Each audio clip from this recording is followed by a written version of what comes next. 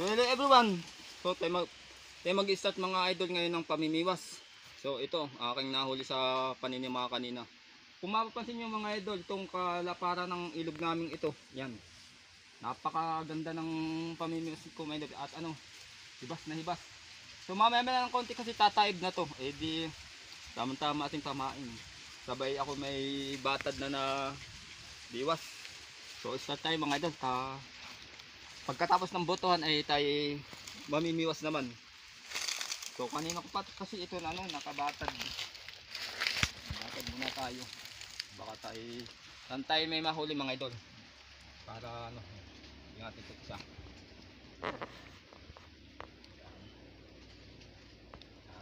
Ito mga idol naming pamain ganito. Siguro naman sa ibang bayan ay kilala din ng ganitong hipon. So ang tawag sa amin dito mga idol, ito ang pasayan. Ayan. Totaling buhay na buhay pa siya Tama-tama mga idol, sana makahuli tayo. Batad na. Yan.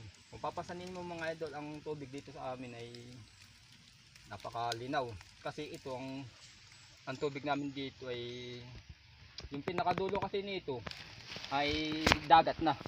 So pumapasok dito once na tumaib, pumapasok dito ang tubig dagat.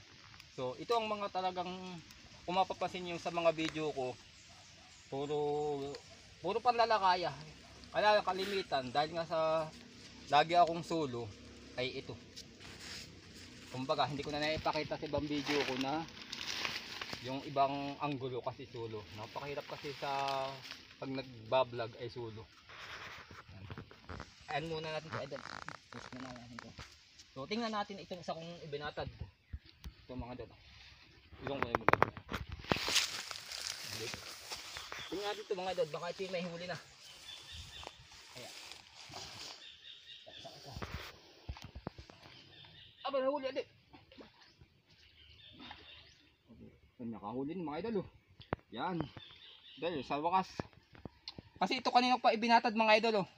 Hindi ko alam na pala may huli na tayo ito mga idol. Ang tawag dito ay parang istelay grouper. Kasi yung sa grouper, yung sa dagat ay medyo parang ganito ng style ng grouper mga idol. Kaya lang ito sa tabang. Yung grouper ay sa alat. So ayan, may huli na tayo isa. Ayan mga idol, ang ating huli. So ito ang sa amin ay lipain. Ayan, may huli na tayo isa. Ay napasabit pa. Ay. Ayan, isin muna natin ito mga idol.